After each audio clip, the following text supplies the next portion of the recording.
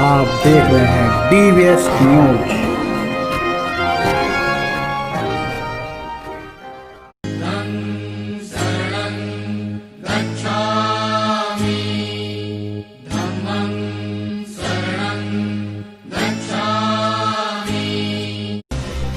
लोकसभा में महाराजगंज के बीजेपी सांसद पंकज चौधरी ने रविवार को महात्मा बुद्ध के ननिहाल देवोदय को पर्यटन के रूप में विकसित करने के लिए संसद में आवाज उठाई। इसके पहले हम आपको बता दें कि बीते 25 अगस्त 2019 को एक अंतर्राष्ट्रीय बौद्ध सम्मेलन में तत्कालीन सांसद पंकज चौधरी ने यह साफ कर दिया था कि वह भगवान बुद्ध के ननिहाल देवोदय व बनरसिंहा कला को एक नई पहचान जरूर दिलाएंगे। सुनिए क्या कुछ कहा था सांसद पंकज चौधरी ने। आज के लोग भी रुचि रखते हैं। उत्तर प्रदेश में भी सरकार हमारी है, दिल्ली में भी सरकार हमारी है और जिलाधिकारी महोदय से मैंने कहा कि आप इस पे आयोजन करिए, इसकी लीजिए आप लगिए और जहां तक सहायता होगा, जहां तक लगना होगा, चाहे प्रदेश में चाहे दिल्ली में, हम लोग लग करके इसको मान्यता दिलाने का काम करेंगे।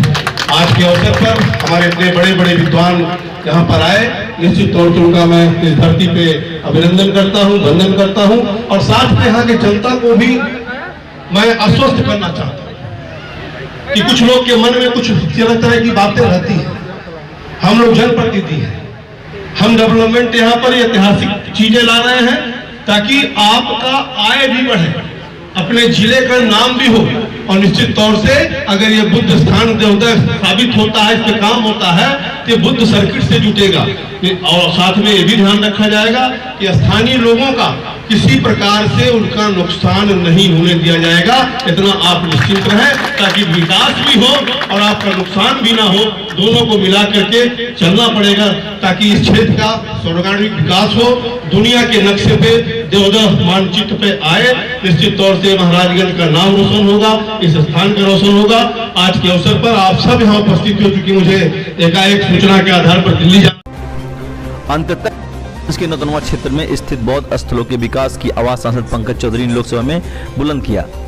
बीजेपी सांसद ने देवद्रह साहित्य रामग्राम कुंवरवर्ती स्तूप को भी विकसित कर पर्यटन से जोड़ने की बात कही है। इसके अलावा सोगी बरवा वन्य जीव प्रभाग को टाइगर रिजर्व के रूप में विकसित करने की मांग की है। आपको बताते चलें कि इतिहासकारों का मानना है कि महाराजगंज में ही भगवान बुद्ध का ननिहाल देवोदय है। नौतनवा तहसील के बनरसिंहा कला और बनरसिंहा खुर्द का पुरातत्व विभाग ने 88.8 एकड़ भूमि संरक्षित किया था। आपको बता दें कि महाराजगंज की जमीन पर स्थित यही स्थान गौतम बुद्ध की माता महामाया, उनकी मौसी महाप्रजापति गौतमी और पत्नी यशोधरा की जन्मस्थली है। चीनी यात्री वेनसांग भी सम्राट हर्ष के शासनकाल में महाराजगंज स्थित इन बौद्ध स्थलों का भ्रमण किए थे।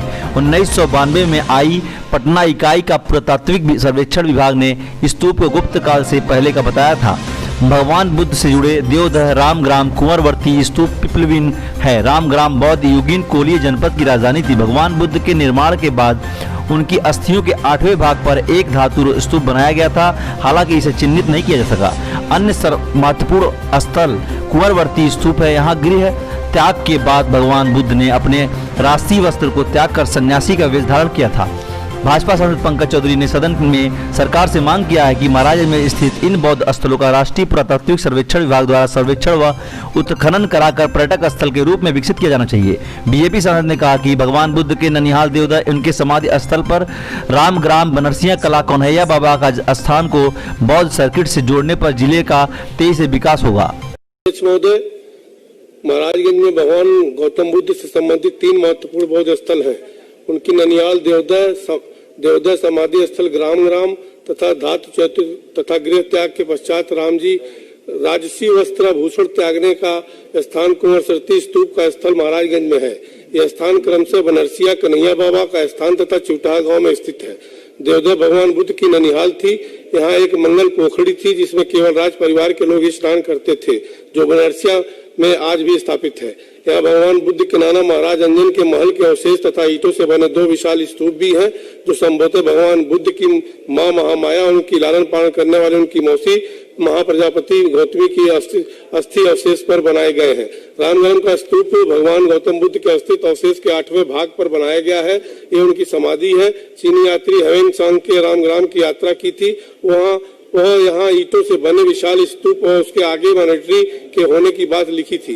कन्हैया बाबा के स्थान तथा ईंटों को बनाया विशाल स्तूप, उसके सामने लगभग 10 एकड़ मॉनेटरी खंड के खंडहर तथा पुष्करणी आज भी देखे जा सकती हैं। यह स्तूप ह्वेन-त्सांग के द्वारा वर्णित कपिलवस्तु से इसकी दिशा और दूरी से मेल खाता है। ज्ञातों की अभी तक ग्राम के स्तूप की पहचान नहीं हुई है। इस स्तूप के पास कुषाण कालीन के तांबे के सिक्के भी मिले हैं। 1992 में पुरातत्व विभाग पटना इकाई के द्वारा उत्खनन किया गया था। इससे पहले 2003 में भी उत्तर प्रदेश पुरातत्व विभाग की तरफ से इसका खनन किया गया है। अतः केंद्र सरकार से अनुरोध है कि इन स्थलों का राष्ट्रीय पुरातत्व संरक्षण विभाग द्वारा संरक्षण उत्खनन करा करके इन स्थलों को विधिवत चिन्हित कराने का पर्यटन स्थल के रूप में विकसित करने का अनुकंपा करने की कृपा करें।